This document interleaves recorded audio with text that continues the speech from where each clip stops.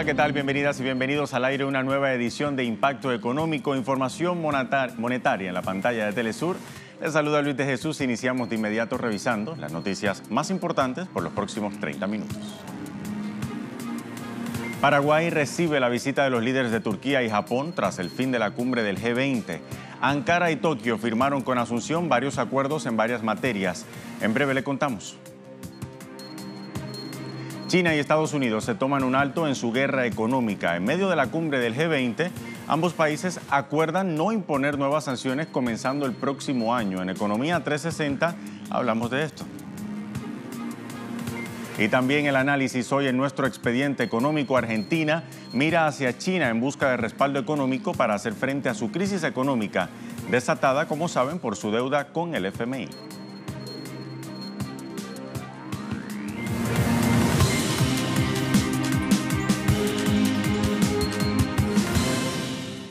Y así, con América Latina en perspectiva, damos inicio a esta edición de Impacto Económico. El presidente de Paraguay, Mario Abdo Benítez, recibió ayer a su par de Turquía, Recep Tayyip Erdogan, procedente de Buenos Aires, luego de la cumbre del G20. Ambos presidentes se comprometieron a estrechar la cooperación educativa, cultural, científica, tecnológica y también de entendimiento diplomático. En un próximo encuentro oficial que está agendado inicialmente para abril o mayo de 2019 en Ankara, se prevé la firma de otros convenios de promoción y protección recíproca de inversiones, la eliminación de la doble tributación de impuestos al ingreso, la prevención de evasión fiscal, entre otros. Otro mandatario que también visitó Paraguay fue Shinzo Abe, ese que ven en pantalla, el primer ministro de Japón. En una visita relámpago, Abe anunció una donación por valor de $26 millones para la construcción de una draga que garantice la navegabilidad del río Paraguay.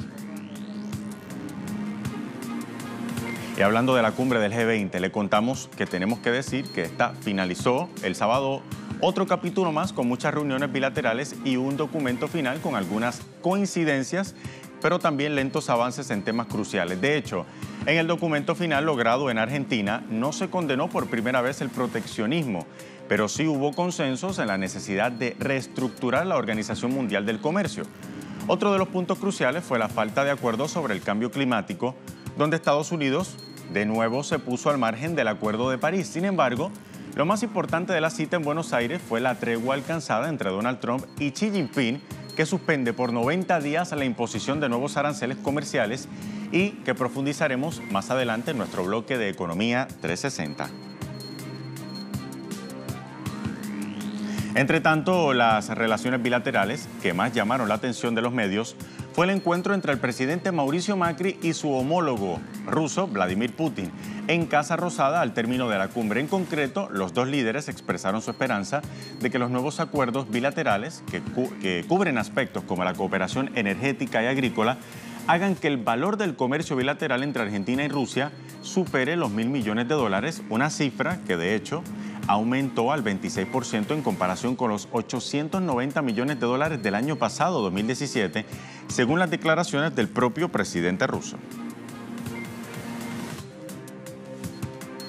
Hoy hemos firmado una serie de acuerdos que nos van a permitir expandir los ámbitos de cooperación bilateral, como en las áreas claves de salud, de pesca y de energía nuclear. Nos entusiasman mucho las iniciativas conjuntas entre empresas rusas y argentinas en los sectores de energía y transporte ferroviario. Y son antecedentes muy positivos para seguir vinculándonos en más sectores. Estamos cooperando de manera activa y fructífera en el ámbito internacional en muchos aspectos. Nuestra posición en esta área es la misma o muy cercana. Quiero agradecer al presidente la oportunidad de reunirme por separado hoy para mantener estos útiles contactos bilaterales. Confío en que continuemos avanzando hacia la solución de nuestra cooperación. Gracias por su atención. Cambiamos ahora de contexto. Hablamos de Venezuela. La vicepresidenta de ese país, Delcy Rodríguez, sostuvo un encuentro con la Asociación Estratégica Integral de China para consolidar proyectos para el 2018-2019 y estrechar alianzas estratégicas entre ambas naciones. En su cuenta en Twitter, ahí lo tienen en pantalla para su referencia, la vicepresidenta indicó que China y Venezuela seguirán consolidando su alianza estratégica integral para el beneficio de nuestros pueblos y en aras de la estabilidad internacional. Hemos realizado balance positivo de las empresas chinas en Venezuela. El presidente Nicolás Maduro consolida el camino del comandante Chávez. Son las palabras de la vicepresidenta. La conformación de la Asociación Estratégica Integral es de 39 empresas que forman parte de proyectos de desarrollo productivo entre Venezuela y el gigante asiático, incluido el Programa de Recuperación, Crecimiento y Prosperidad Económica. También siguen vigentes los 28 acuerdos entre ambas naciones en materia económica, comercial, tecnológica, entre otras.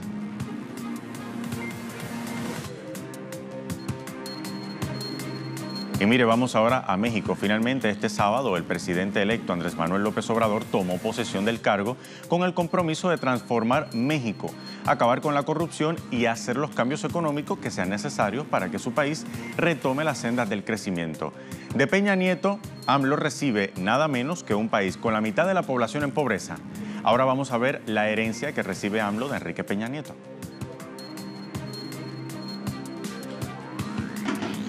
México figura en la lista de las 20 economías más grandes del mundo. Sin embargo, esto no se traduce en mejoras en la calidad de vida de familias como la de Guadalupe García. Ella pertenece a 53.4 millones de mexicanos que viven en pobreza. Dice que lo que gana apenas alcanza para mal alimentarse. Hay veces que comemos en la mañana y hay veces que a mediodía no comemos y comemos hasta en la tarde. ¿Y eso cómo le ha afectado en la salud también, no? Pues hay veces que mis hijos sí se han quejado de dolores de estómago, que por falta de alimentos. La mayoría de las amas de casa se las ingenia para hacer rendir sus reducidos ingresos, sobre todo desde 2017, cuando el presidente Enrique Peña Nieto decretó un aumento del 20% en el precio de las gasolinas, lo que provocó una escalada en los productos de la canasta básica. Antes decíamos, ¿qué vamos a comer? Y ahora decimos, ¿para qué nos alcanza? Ya no compro lo que compraba antes. Compro a la mitad de lo que compraba antes porque todo está caro, todo. Es una cadena de aumentos, entonces sí ha repercutido mucho. La gente no compra como antes, ¿no? De que, por ejemplo, venían por un kilo de esto, un kilo de cebolla, no, ahora vienen hasta medios kilos o hasta por pieza. Todavía hay quien la pasan peor. De acuerdo con cifras oficiales, casi 10 millones de personas viven en condiciones de pobreza extrema. La mayoría están en zonas rurales y en comunidades indígenas. Con acciones como estas, 2 millones de personas salieron de la pobreza extrema. Ante las quejas de la población y la caída estrepitosa de su popularidad, el presidente Peña Nieto se defendió poniendo en marcha costosas campañas publicitarias para promover los supuestos logros de su administración. Más de 2 millones de mexicanos salieron de la pobreza extrema y los porcentajes de la población en condición de pobreza o con carencias sociales se encuentran en sus mínimos históricos. Las cifras oficiales fueron puestas en duda por el Consejo Nacional de Evaluación de la Política Social y organizaciones como Gestión Social y Cooperación, que tras un análisis descubrió que el 86% de los programas sociales de la administración operaron en la opacidad y con bajo desempeño. Se han detectado irregularidades en algunos programas con respecto a dar cobertura a personas que quizá no necesariamente lo requerían, mientras que hay otro grupo poblacional que no está siendo beneficiado. Y finalmente, pues lo que ha generado este modelo, digamos, a nivel de la federación es que nosotros identificamos más o menos 119 programas, pero también generamos un análisis sobre qué está pasando en los estados de la República y ahí tenemos más o menos unos 1.200 programas. También hubo señalamientos de corrupción. Rosario Robles, quien fuera secretaria de Desarrollo Social y posteriormente de Desarrollo Agrario, Territorial y Urbano, fue llamada por el Congreso para explicar presuntos desvíos de recursos públicos que debieron ser destinados a beneficiar a los que menos tienen. Y la corrupción nos duele porque la corrupción mata. Mata porque los recursos destinados a los programas sociales son desaparecidos y por ende no llegan a las personas beneficiadas. En 6 años, el presidente Enrique Peña Nieto incumplió la promesa de reducir los índices de pobreza. Datos oficiales revelan que más del 50% de los mexicanos percibe ingresos por debajo de la línea de bienestar y que resultan insuficientes para cubrir necesidades básicas de alimentación, educación, salud y esparcimiento. Eduardo Martínez, Telesur, México. Bien, llegó el momento de hacer una primera pausa aquí en Impacto Económico. Al regreso revisamos Economía 360. Hablamos de China, hablamos también de Estados Unidos porque ambos países se reunieron en la cumbre del G20. Ya venimos.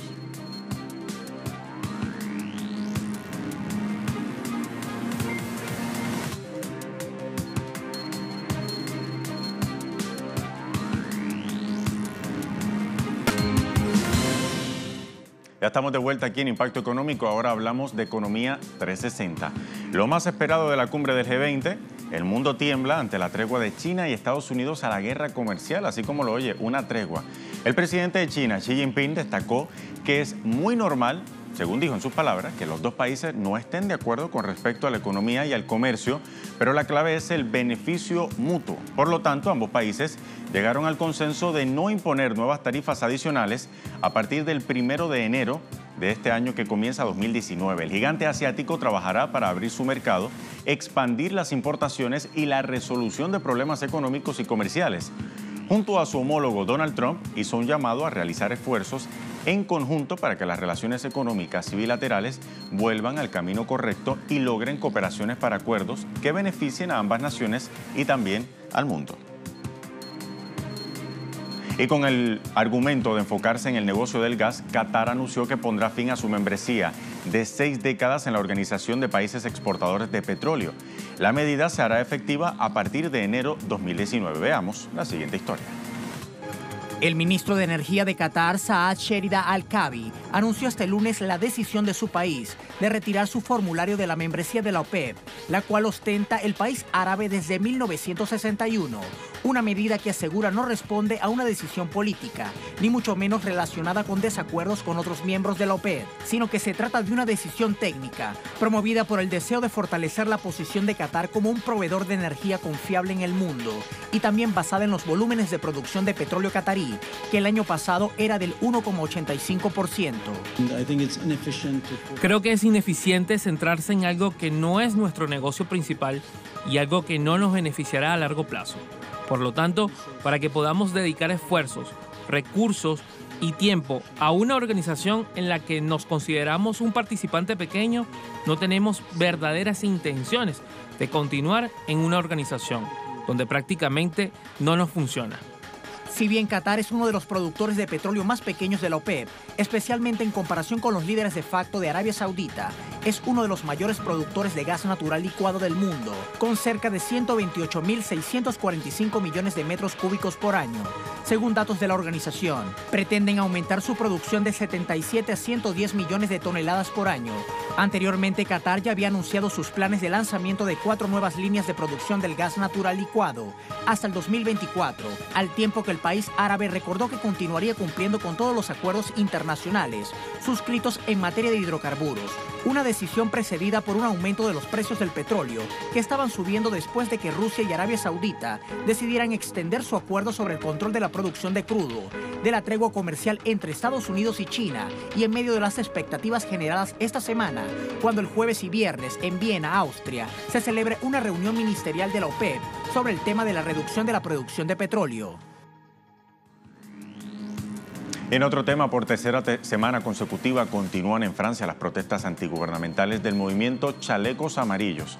Las protestas, que inicialmente se dieron por la subida del impuesto a los carburantes, convoca ahora a todos los sectores del país que dicen sufrir la pérdida de su poder adquisitivo con el gobierno de Emmanuel Macron. Las marchas de los Chalecos Amarillos el sábado terminaron con más de 400 detenidos, 100 heridos y decenas de destrozos, luego de los enfrentamientos entre los manifestantes y la policía. Imágenes de referencia en pantalla. París, la capital, amaneció hoy nuevamente bloqueada por los trabajadores de las ambulancias que por segunda vez toman la medida de fuerza en rechazo a la reforma sanitaria de Macron, que los desmejora laboralmente, pese a la defensa que hizo hoy el ministro de Finanzas de las reformas, quien además desvió el foco de atención hacia el impacto económico de las marchas. Escuchemos. Ahora lo hemos tenido. Absolutamente debemos ser escuchados. El gobierno se queja de no tener ningún portavoz de chaquetas amarillas. ¿Con quién hablar? Se queja de no recibir ninguna demanda clara. Pero cuando tienen voceros con los que hablar y exige que no hagan nada, y eso no puede continuar.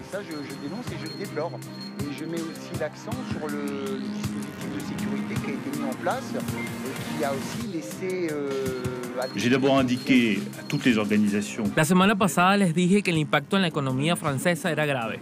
Hoy les diré que este impacto sigue siendo grave, ya que ahora observamos una disminución en la facturación comercial del 15 al 25%, dependiendo de los sectores.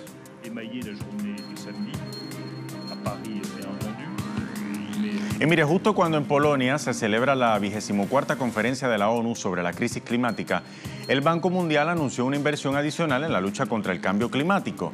Aquí le contamos, en referencia al periódico El País de España, por un monto de 200.000 millones de dólares para los años 2021-2025, una cifra que duplica la cantidad del periodo anterior.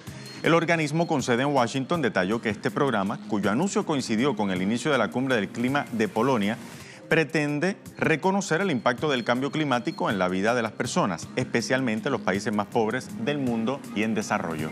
Según información reseñada en el diario El País, el paquete anunciado por el Banco Mundial tiene como objetivo construir sistemas de protección social ante el cambio climático en 40 países y también financiar inversiones en agricultura inteligente en 20 países.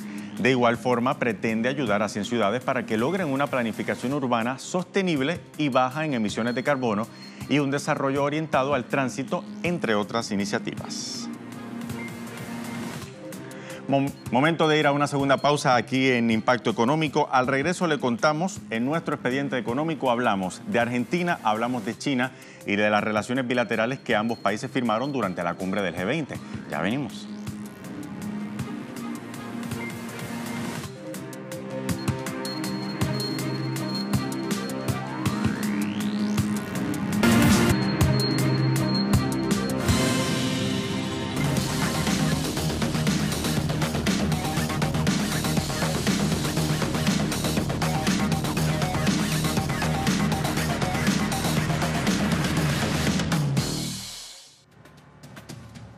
Momento del expediente económico en Impacto Económico. En el marco de la cumbre del G20, celebrada en Buenos Aires este pasado viernes y sábado, el presidente Mauricio Macri sostuvo una reunión con su par chino, Xi Jinping. Una cita que podría tener un alto impacto político-económico a mediano y largo plazo para Argentina. Mire, en el encuentro se suscribieron acuerdos que amplían la cooperación en todos los planos de la relación bilateral y que se enmarcan en el nuevo plan de acción conjunta entre los dos países para los próximos 5 años. Y entre los acuerdos figura precisamente un convenio para la eliminación de la doble imposición con respecto a los impuestos sobre la renta y sobre el patrimonio y la prevención de la evasión fiscal, el fortalecimiento de la cooperación fiscal y financiera entre el Ministerio de Hacienda de China y el Ministerio de Hacienda de Argentina. También está la promoción de la cooperación comercial y de inversiones, el fortalecimiento de la cooperación en los sectores de infraestructura, protocolo de requisitos fitosanitarios para la exportación de cerezas frescas argentinas a China entre la Administración General de Aduanas de China y la Secretaría del Gobierno de Agroindustria del Ministerio de Producción y Trabajo de Argentina. También nos encontramos con temas como la esfera del comercio, donde se firmaron acuerdos para la adquisición de granos y aceites de soja, la creación de un fondo de capital de trabajo para $1.000 millones y de comercio electrónico y de servicios. También se rubricaron acuerdos de inversión para proyectos de participación pública y privada en rutas y energía y sobre apertura de mercados para carne ovina y equinos en pie. Se destacan además los acuerdos referidos a infraestructura energética para la provincia de Jujuy y para la recuperación del ferrocarril de San Martín Cargas. En el encuentro también se firmó una ampliación del intercambio de monedas, conocidas como swap, como parte de la estrategia de cooperación financiera entre ambos países. En la siguiente historia le contamos los detalles. Los bancos centrales de China y Argentina han pactado una ampliación del crédito de intercambio de divisas, conocido en inglés como swap, por un valor de 60.000 millones de yuanes, unos 8.650 millones de dólares. La cifra se suma al monto ya negociado por la anterior administración de Cristina Fernández de Kirchner, que rubricó un acuerdo similar por otros 11.000 millones de dólares en 2014. En la actualidad, el escenario es complejo. El peso ha perdido la mitad de su valor desde enero y la inflación se ha disparado por encima del 40% anual. En la práctica, el swap supone que ambos organismos establecen el compromiso de intercambiar en el futuro sus divisas locales por una cantidad límite determinada. Argentina, bajo previa autorización de Beijing, podrá activar este mecanismo y usar esos yuanes adicionales para amortiguar el impacto de una crisis cambiaria, pagando, eso sí, un interés que el alto cargo de finanzas argentino no ha especificado. Para China, el monto prestado es insignificante en comparación con el total de reservas de divisas que amasa, de algo más de 3 billones de dólares, y le permite seguir con su estrategia de internacionalizar su divisa, el yuan, como moneda de reserva útil para otros bancos centrales. La ampliación del acuerdo con China llega semanas después de que Argentina haya acordado una ampliación del rescate financiero con el Fondo Monetario Internacional por 57.000 millones de dólares. Durante la gestión de Luis Caputo, predecesor de Sanleris, como titular del Banco Central, Argentina cerró de palabra con China una extensión del SWAT negociado durante el kirchnerismo, pero faltaba la firma. El regulador monetario argentino tiene hoy 70.000 millones de yuanes en sus reservas, equivalentes a 10.100 millones de dólares. La suma representa casi un quinto de las reservas internacionales totales de Argentina.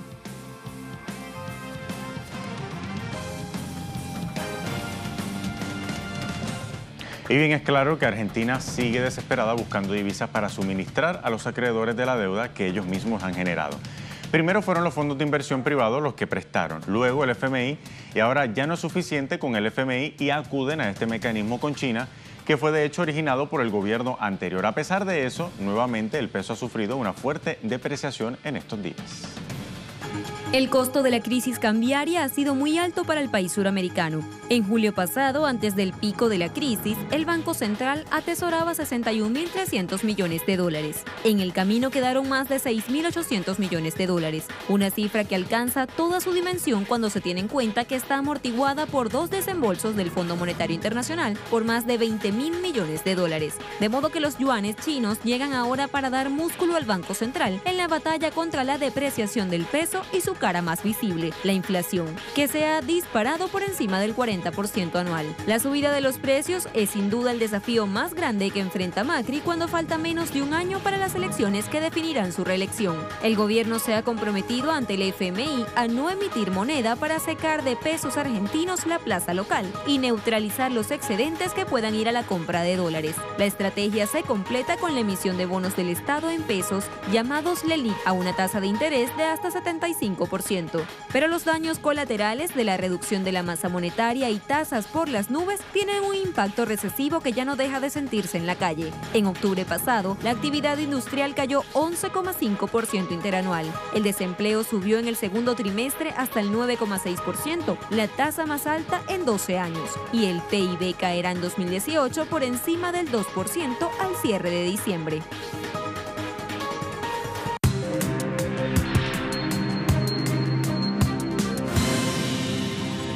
Bien, llegó el momento de revisar los indicadores del precio del crudo. Al inicio de la jornada de este lunes lo hacemos con el barril del Brent de referencia en Europa, que inició hoy con $61,66 el barril, subiendo un 4,24%. También vemos el WTI, el de Texas, en $52,92 el barril, subiendo 4,39%.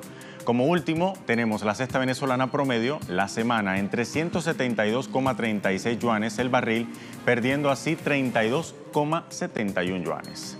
Con esta información entonces llegamos al final de esta edición de Impacto Económico. Recuerda seguirnos en redes sociales, en Twitter, @TelesurTV, @TelesurImpactoE. Hasta la próxima.